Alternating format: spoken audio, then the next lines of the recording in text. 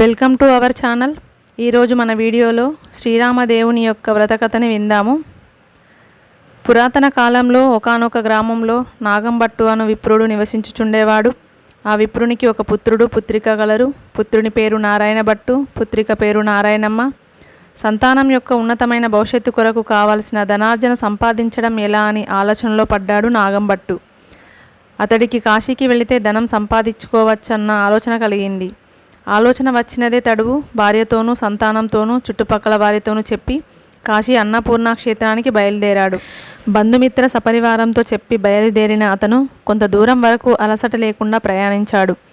ఇంతలో నాగంభట్టుకి అకస్మాత్తుగా నారద, సూత, వ్యాస మహర్షులు సాక్షాత్కరించి, నాగంభట్టు, అలసట లేకుండా ప్రయాణం చేస్తున్నావు, ఎక్కడి వరకు అని పలకరించారు. వారిని చూసి పరమానందం చెందిన నాగంభట్టు వారికి భక్తితో నమస్కరించి, సంతానాన్ని ఉన్నత స్థితిలో ఉంచడానికి ధనం అవసరం. ఆ ధనాన్ని సంపాదించడం కోసం నేను కాశీకి వెళ్తున్నాను. అక్కడ ధనార్జన చేసి నా బాధ్యతను నిర్వర్తించాలని భావిస్తూ కాశీకి బయలుదేరాను. నన్ను దీవించండి అని చెప్పాడు. దానికి ఆ మహర్షులు, నీ సంకల్పం మంచిదే, ఆనందించదగినదే, ధర్మబద్ధమైనదే. కాశీకి వెళ్ళిన నీకు గంగా స్నానం, కాశీ అన్నపూర్ణ విశ్వనాథుల దర్శనం దొరుకుతుంది. అత్యంత పుణ్యం నీకు కలుగుతుంది. అయితే నీవు చేయవలసింది ఇంకొకటి ఉంది. మేమొక కథను చెబుతాము, వినుము అని నారదుల వారు కాదను చెప్పడం ప్రారంభించారు. పూర్వము కోసలము అనేడి పేరుతో ఒక రాజ్యము ఉండేది. దానిని దశరథ మహారాజుల వారు పరిపాలించేవారు. ఈ రాజుకి సకలైశ్వర్యాలు, సంపదలు అన్నీ ఉన్నా సంతానం లేదు. రాజగురువుల ఉపదేశంతో దశరథుడు పుత్రకామేష్టి యాగం సంకల్పించాడు. యాగాన్ని నిర్విఘ్నంగా పూర్తి చేశాడు. దశరథుడు సంతృప్తి చెందిన అగ్నిదేవుడు ప్రత్యక్షమై ప్రసాదంగా పాయసాన్నము పాత్రమి దశరథునికి ఇచ్చి భార్యలచే తినిపించమని పుత్ర సంతానం కలుగుతుందని చెప్పాడు. అంతటా దశరథుడు పాయసాన్ని కౌసల్యకి అందించగా ఆమె అందులో సగం కైకేయికి ఇచ్చింది. ఇరువురు తిరిగి సుమిత్రకు పాయసాన్ని పంచారు. పాయసాన్ని భక్తితో స్వీకరించిన రాణులు యాగ ఫలితంగా గర్భవతులయ్యారు. దశరథుని ఆనందానికి అవధులు లేకుండా పోయింది. రాజ్యమంతా పండగ ప్రకటించాడు. నవమాసాలు గడిచాయి. చైత్రశుద్ధ నవమి పునర్వసు నక్షత్రమున శ్రీరామ, లక్ష్మణ, భరత, శత్రుఘ్నులకు జన్మనిచ్చారు కౌసల్య, సుమిత్ర, కైకేయి. పుత్రులయందు ఎంతో మమకారంతో అల్లారు ముద్దుగా వారిని పెంచి పెద్ద చేస్తున్నారు రాజదంపతులు. పిల్లలతో ముద్దు మురిపాలకు ఎల్లలేవు. దశరథునికి సమయం అనేది తెలియకుండా సంవత్సరాలు గడిచాయి. పిల్లలు యుక్త వయస్కులయ్యారు. ఒకనాడు విశ్వామిత్రుల వారు దశరథుని వద్దకు వచ్చి, తాను ఒక యాగాన్ని సంకల్పించానని, రాక్షసులు యాగభంగం కలిగిస్తున్నారని, కావున యాగ సంరక్షణార్థం రాముడిని తనతో పంపవలనని కోరాడు. ముని యొక్క కోరికను మన్నించి మనసులో ఎంతో బాధ ఉన్నా గురువులు చెప్పడం వల్ల రామలక్ష్మణులను విశ్వామిత్రునితో పంపాడు.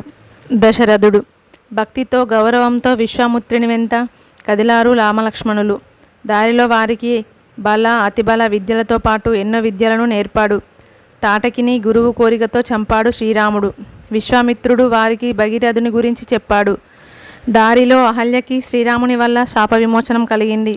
ఆమె గురించి తెలిపి యాగ ప్రాంతానికి చేరి శ్రీరామ లక్ష్మణుల రక్షణలో యాగాన్ని విశ్వామిత్రుడు సంతృప్తిగా ముగించాడు. తర్వాత వారిని మిథిలా నగరానికి తీసుకుని వెళ్ళాడు.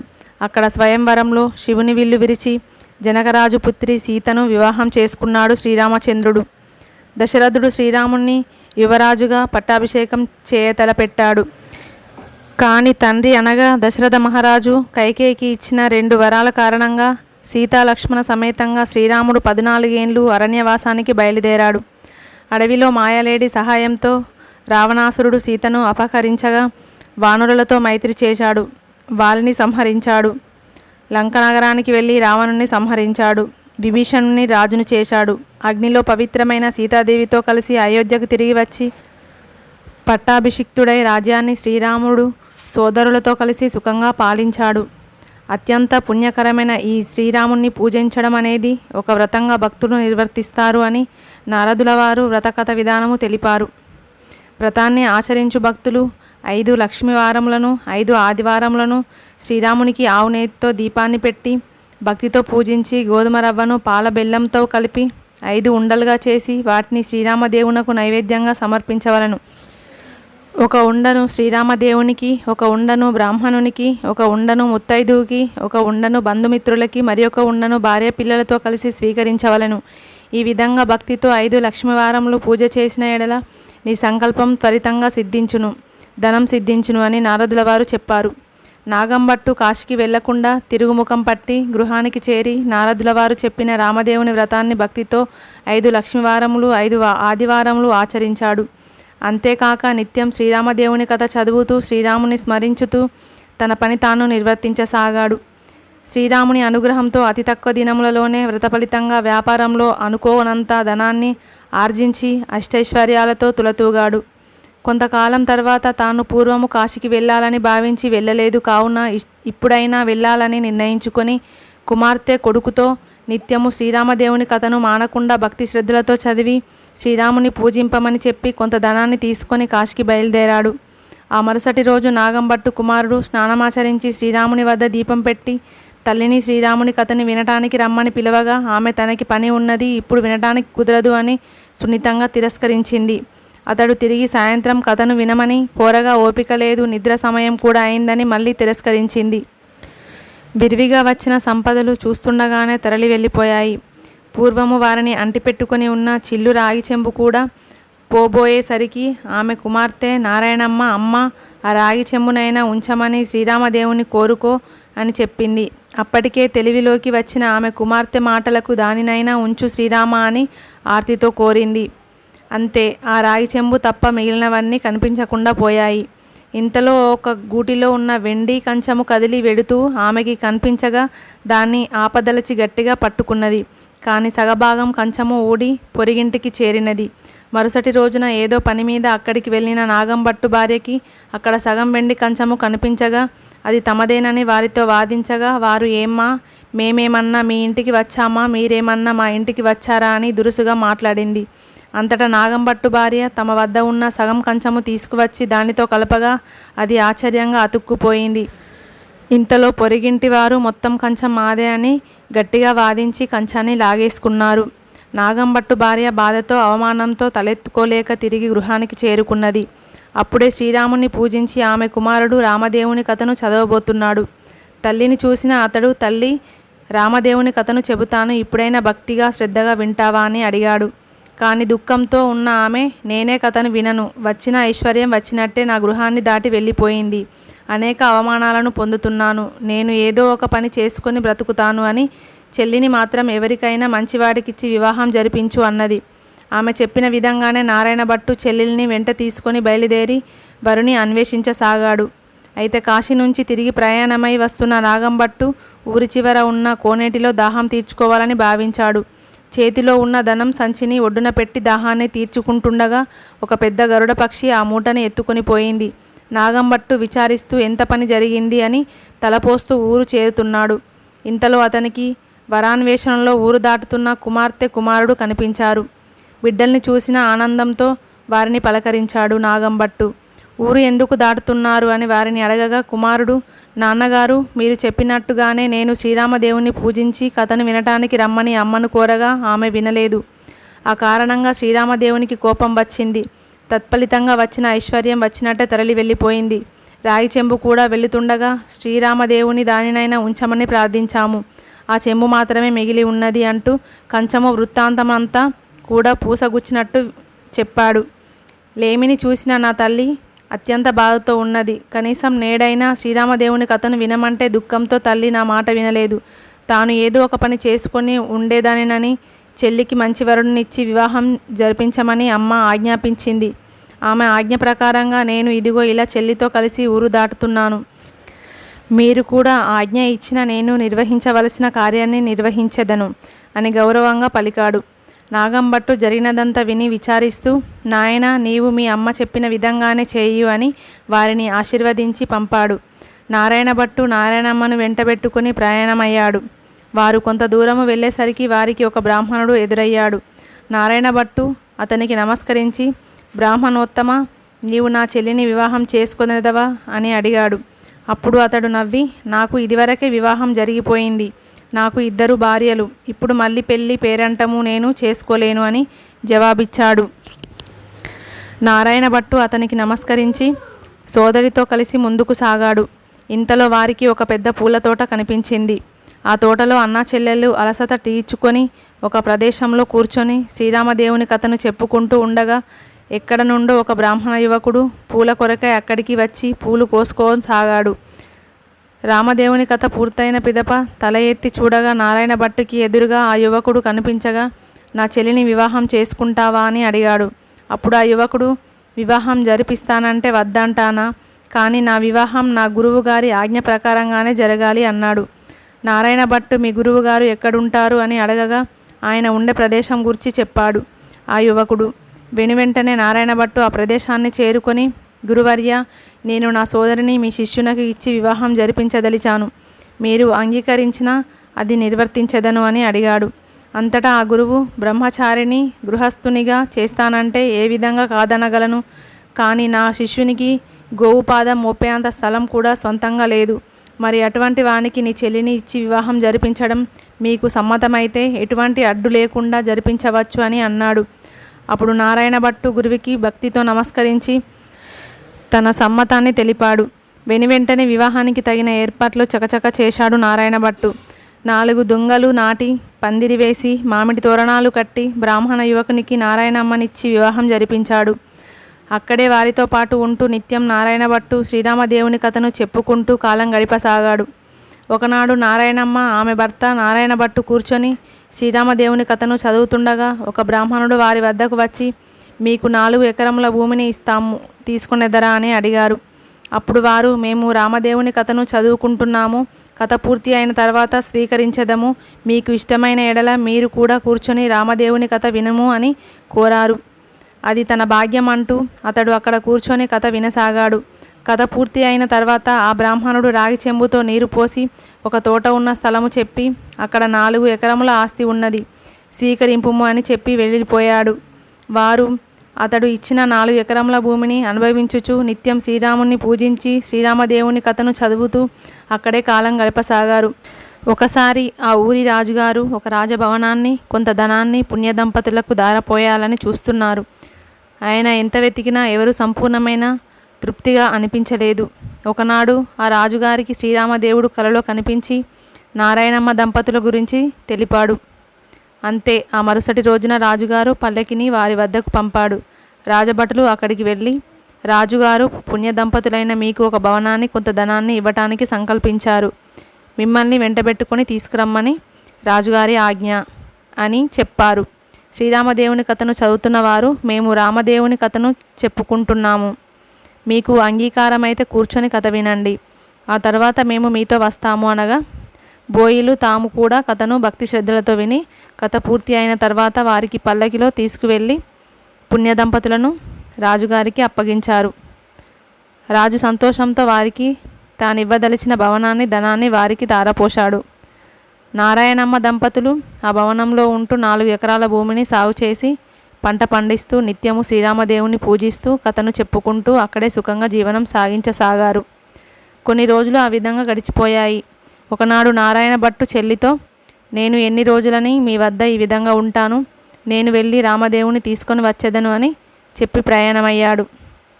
కొంత దూరం ప్రయాణించిన నారాయణ భట్టుకి ఒక గ్రామం కనిపించింది. ఆ గ్రామంలోంచి వెళుతుండగా అతడికి ఒక గొర్రెల కాపరి కనిపించాడు. అప్పుడు నారాయణ భట్టు అతడిని గ్రామంలోని విశేషాలను అడిగాడు. అప్పుడు అతడు, నేను పుట్టడంతోనే అంధుడిగా పుట్టాను, వడ్లు ఎండబోసి నన్ను కాపలాగా కూర్చోమని చెప్పగా నేను కర్ర పుచ్చుకొని ఇక్కడ కాపలా కూర్చున్నా, నా అవస్థ ఇది, ఇక నేను గ్రామంలోని విశేషాలను ఏం చెప్తాను అని విరక్తిగా అన్నాడు. అంతటా నారాయణ భట్టు, నేను ఒక కథను చెబుతాను, వింటావా అని అడగగా అతడు అంగీకరించాడు. అప్పుడు నారాయణ భట్టు శ్రీరామదేవుని కథ వ్రత విధానాన్ని చెప్పసాగాడు. భక్తితో వింటున్న ఆ గొల్లవానికి వ్రత విధానం కొంత చెప్పేసరికే కొంత కళ్ళు మసకగా కనిపించినవి. అప్పుడు ఆ గొల్లవాడు, ఈ కథని వ్రత విధానాన్ని వింటేనే ఇలా ఉంది, అంతటి మహత్యం ఉన్న ఈ వ్రతాన్ని చేసుకుంటే ఇంకెంత మహత్యం ఉంటుందో అని తలచి నారాయణ భట్టుని తిరిగి వివరంగా వ్రత విధానాన్ని చెప్పమని కోరాడు. అప్పుడు నారాయణ భట్టు, రామదేవుని కథా మహత్యం ఇంతని చెప్పలేము, 5 లక్ష్మీవారములు, 5 ఆదివారములు శ్రీరామదేవుని ముందు ఆవునేతితో దీపం పెట్టి భక్తితో పూజించి గోధుమ రవ్వని ఆవు పాలు బెల్లముతో కలిపి 5 ఉండలుగా చేసి ప్రసాదాన్ని నివేదించి ఒక ఉండను శ్రీరామదేవునకు, ఒక ఉండను బ్రాహ్మణునికి దక్షిణ తాంబూలములతో కలిపి, ఒక ఉండను ముత్తైదులకు, ఒక ఉండను బంధుమిత్రులకి లేదా ఇరుగు పొరుగు వారికి ఇచ్చి ఒక ఉండను భార్య పిల్లలతో స్వీకరించవలను అని వివరంగా చెప్పి అక్కడి నుండి వెళ్ళిపోయాడు. నారాయణ భట్టు తన ప్రయాణంలో ఒక ప్రదేశంలో ఒక రాజు విచారంతో కనిపించాడు. ఆ రాజును చూసి, ఏమి రాజా విచారంతో ఉన్నావు అని అడగగా, ఆ రాజు, నేను నా రాజాని పోగొట్టుకున్నాను. భార్య బిడ్డలతో తలదాచుకోవడానికి పారిపోతుండగా నా భార్య బిడ్డలు దారి తప్పిపోయి కనిపించకుండా పోయారు. నా అవస్థ ఏమని చెప్పను నాయనా అన్నాడు. రాజా, నేనొక దివ్యమైన కథను చెబుతాను, వింటావా అని అడగగా ఆ రాజు, నీవెవరివో నా దుఃఖాన్ని తీర్చే మార్గం చెప్పేవాడిగా అనిపిస్తున్నావు. తప్పకుండా ఆ కథను వింటాను అని చెప్పమని కోరాడు. నారాయణ భట్టు శ్రీరామదేవుని గాథను పూజించే విధానాన్ని, వ్రత విధానాన్ని వివరించాడు. గాథను వినటం పూర్తవుతుండగానే భార్య బిడ్డలు రాజు వద్దకు అకస్మాత్తుగా వచ్చి చేరారు.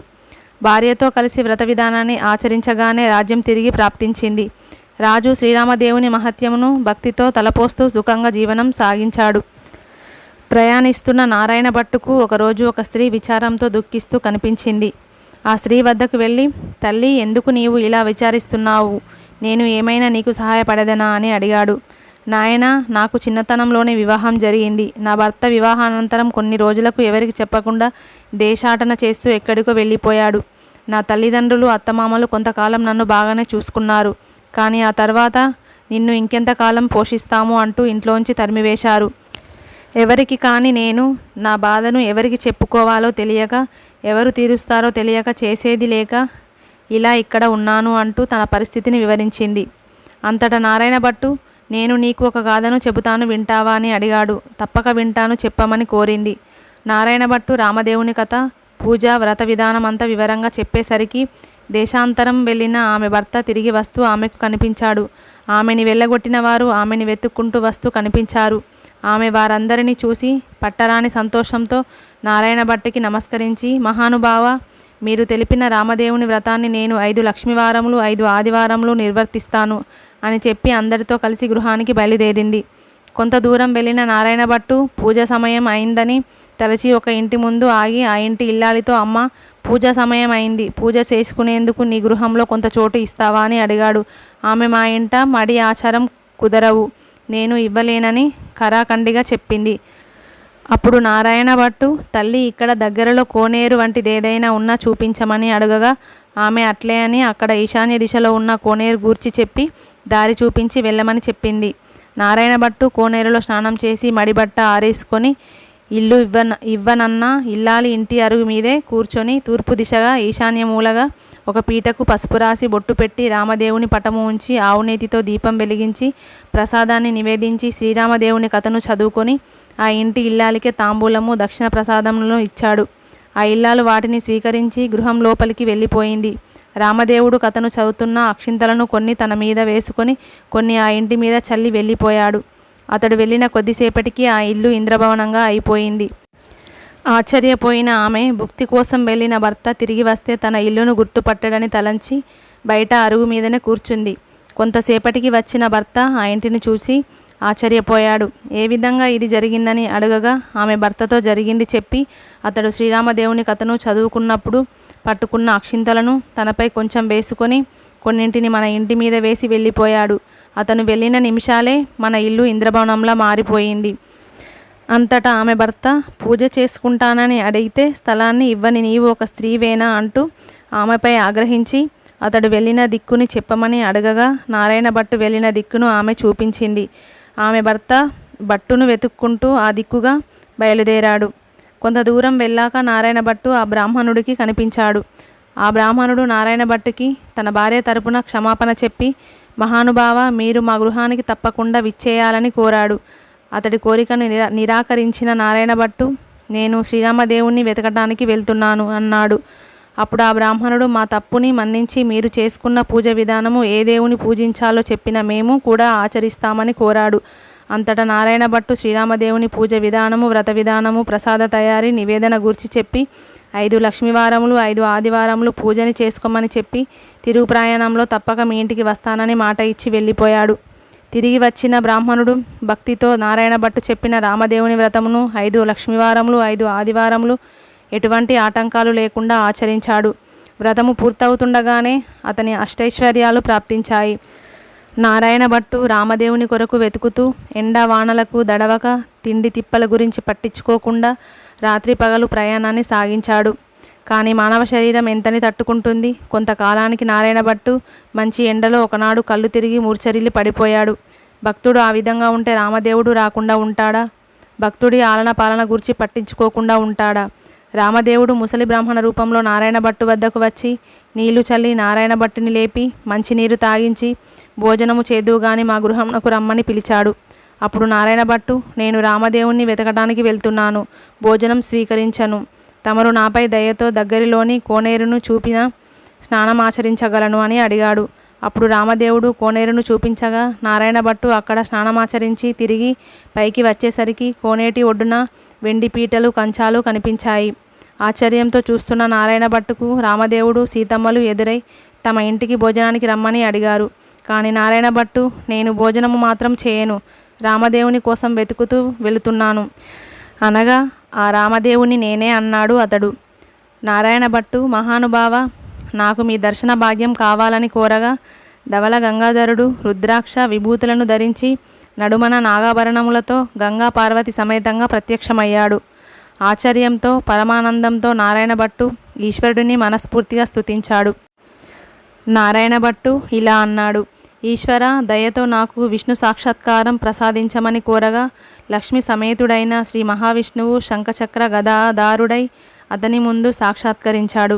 కన్నుల వెంట కన్నీరు కారుతుండగా గద్గద స్వరంతో నారాయణ భట్టు శ్రీరామనారాయణ్ణి శ్రీ మహావిష్ణువుని స్తోత్రం చేశాడు. తర్వాత, స్వామి, నాపై కరుణతో మీరు నాకు సాక్షాత్కరించారు, నాకు రామదేవుని చూసే అదృష్టాన్ని కూడా కలిగించండి అంటూ భక్తితో ప్రేమతో శ్రీరామస్తుతిని చేస్తూ శ్రీరాముని ప్రార్థించాడు. అంతే, భక్తి దయాళుడైన శ్రీరామచంద్రుడు సీతా లక్ష్మణ భరత శత్రుఘ్న హనుమంత పరివార సమేతంగా ప్రత్యక్షమయ్యాడు. ఆ రామదేవుడు మృదువుగా నారాయణ భట్టుతో, నాయన, నీవు ఇప్పటికైనా భోజనం చేస్తావా అని అడిగాడు. అంతటా నారాయణ భట్టు, స్వామి, అట్లే చేస్తాను, కానీ భోజనానంతరం నాతో మీరు వస్తానని అభయం ఇస్తేనే నేను భోజనం చేస్తాను అని కోరి ఆ స్వామి అభయాన్ని పొందాడు. ఆ రామభక్తుడికి సీతమ్మే స్వయంగా పంచభక్ష్య పరమాన్నములను నవకాయ వంటకాలను వండి వెండిపీట వేసి కంచం పెట్టి భోజనాన్ని వడ్డించింది. వానితో పాటు బంధుమిత్ర సపరివారమంతటికీ భోజనాన్ని వడ్డించింది సీతమ్మ తల్లి.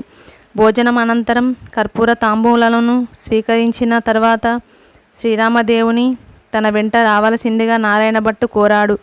సమ్మతించిన శ్రీరామదేవుడు వెనుక వస్తుండగా ముందు నారాయణ భట్టు బయలుదేరి వెళ్ళసాగాడు. కొంత దూరం పోయిన తర్వాత నారాయణ భట్టు వెనక్కి తిరిగి చూడగా రామదేవుడు కనిపించలేదు. దుఃఖంతో బాధతో గుండె మెలిపెడుచుండగా నారాయణ భట్టు కళ్ళు తిరిగి అక్కడికక్కడే మూర్ఛతో నేల మీద ఒరిగిపోయాడు. రామదేవుడు అతడిపై దయతో ముసలి బ్రాహ్మణ వేషంలో వచ్చి అతడిని లేపి మంచినీళ్ళిచ్చి క్షేమాన్ని అడగగా నారాయణ భట్టు, తండ్రి, నీ మహిమను గూర్చి మహాయోగీశ్వరులే తెలుసుకోలేకపోయారు.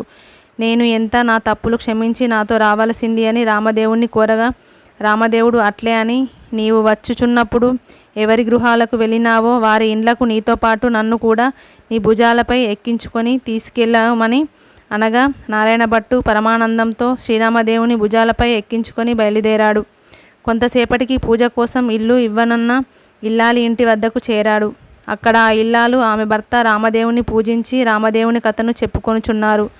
ఆ తరువాత తల్లిదండ్రులు అత్తమామలచే ఇంటి నుండి వెళ్ళగొట్టబడిన స్త్రీ గృహానికి, రాజుగారింటికి, గొల్లవాని ఇంటికి వెళ్ళారు.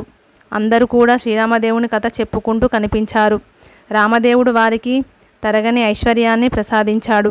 నారాయణ భట్టు ఆ తర్వాత తన చెల్లెలి ఇంటికి తీసుకువెళ్ళగా అక్కడ ఆమె భర్త కూడా శ్రీరామదేవుని కథను చదువుతూ కనిపించారు. రామదేవుడు వారికి అష్టైశ్వర్యములను దీర్ఘాయుష్యుని ప్రసాదించాడు.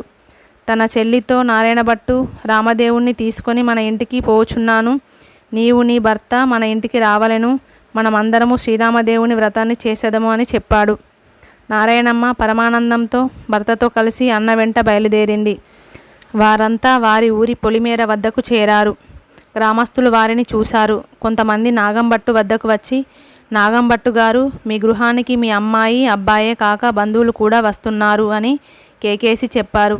ఆ మాటలు వింటూనే నాగంభట్టు దంపతులు పరమానందంతో పరిగెత్తుకుంటూ బయటకు వచ్చి కుమారుణ్ణి కూతుర్ని దగ్గరికి తీసుకుపోతుండగా నారాయణ భట్టు, అమ్మ, నన్ను తాకవద్దు, నేను శ్రీరామదేవునితో వచ్చాను, మీరు గృహాన్ని శుభ్రం చేసి ముగ్గులు పెట్టి గుమ్మానికి పసుపు బొట్టు పెట్టి తోరణాలు కట్టి తూర్పు దిశ ఈశాన్య మూలగా పసుపు రాసిన పీటను ఉంచి దానిపై రామదేవుని పటము పెట్టి ఆవు నేతితో దీపం పెట్టి గోధుమ నూక ఆవు పాలు బెల్లం కలిపిన ప్రసాదమును 5 ఉండలుగా చేసి పూజకు అన్నింటినీ సిద్ధం చేసి కబురు చెప్తే నేను లోపలకు శ్రీరామదేవుణ్ణి తీసుకొని వస్తాను అని చెప్పాడు.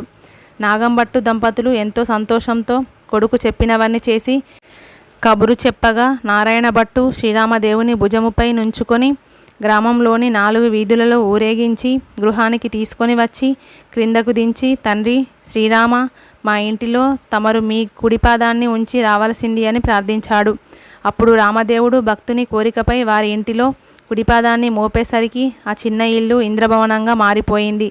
అప్పుడు నారాయణ భట్టు రామదేవునితో, నేను కటిక పేదవాడిని, నిన్నే ఎల్లప్పుడూ పూజించేడి వాడిని, నాకు ఉన్నది ఈ పీటయే, దీనినే సింహాసమని తలచి నా మీద దయతో దీనిపై ఆసీనులు కమ్మని వినయంగా భక్తిగా ప్రార్థించాడు. భక్త సులభుడు పరమాదయాళుడైన ఆ ప్రభువు భక్తుని కోరికను కాదంటాడా? రామదేవుడు ఆ పీటపై కాలు మోపి కూర్చునేసరికే అది వజ్రాలు మణిమాణిక్యాలు మరకతమణులతో చేసిన బంగారపు సింహాసనంగా మారిపోయింది. అంతలో రామదేవుని చెంత హనుమంత సమేతంగా సీతా లక్ష్మణ భరత శత్రుఘ్నాదులు సాక్షాత్కరించారు. వారికి ఆసనాలను చూపి నారాయణ భట్టు కుటుంబ సమేతంగా రామదేవుని వ్రతము చేసుకొని కథ చెప్పుకొని కథాక్షింతలు తమ శిరస్సుపై ధరించారు. ఇంతలో అక్కడికి ఒక పేద బ్రాహ్మణుడు వచ్చి, నాగంభట్టు గారు, నా కుమార్తెను మీ కుమారునికిచ్చి వివాహం చేస్తాము, అంగీకరిస్తారా అని అడగగా, నాగంభట్టు పిల్లని ఇస్తామంటే కాదంటామా, వివాహం చేస్తానంటే వద్దంటామా అంటూ తమ అంగీకారం తెలిపి పందిర్లు వేయించి మామిడి తోరణాలు ముత్యాల తలంబ్రాలు పోయించి నారాయణ భట్టుకి వివాహం జరిపించారు. నాగంభట్టు దంపతులు, నారాయణ భట్టు దంపతులు, నారాయణమ్మ దంపతులు అంతా భక్తితో శ్రీరామదేవుని వ్రతము పట్టి తూర్పు వైపు ఈశాన్యమున పసుపు రాసిన పీటపై శ్రీరామదేవుని పటము పెట్టి ఆవు నేతితో దీపము గోధుమ రవ్వ పాలు బెల్లముతో కలిపిన ప్రసాదాన్ని 5 ఉండలుగా నివేదించి వ్రతాన్ని చేసుకొని కథని చదువుకొని కథాక్షింతలు తలపై ధరించి వ్రత విధానాన్ని ఆచరించారు. ఈ విధంగా 5 లక్ష్మీవారములు 5 ఆదివారములు నోమును నోచుకున్నారు. వారి భక్తికి రామదేవుడు మెచ్చి వారికి సకల ఐశ్వర్యములను ఆయురారోగ్యములను ప్రసాదించాడు. వేలాది మంది భక్తులు శ్రీరామదేవుని నోమును చేపట్టి సకల సంపదలను ఆరోగ్య ఐశ్వర్యములను పొంది సుఖంగా జీవించారు. శ్రీరామదేవుని వ్రతము గూర్చి తెలిసిన వారు తెలియని వారికి వివరించగా ఎందరో భక్తులు భక్తితో వ్రతమును ఆచరించి సుఖజీవనమును పొందారు. శుభకార్యాలకి 10గురికి అందించిన వారికి సకల శుభాలు జరుగుతాయి. శ్రీరామదేవుని కథ ఇంతటితో సమాప్తం. సర్వే జన సుఖినో భవంతు. Thank you for watching. మీకు ఈ కథ నచ్చినట్లయితే please like, share and subscribe. మరిన్ని వీడియోల కోసం మన ఛానల్ని ఫాలో అవ్వండి. Thank you. Me KVP devotional.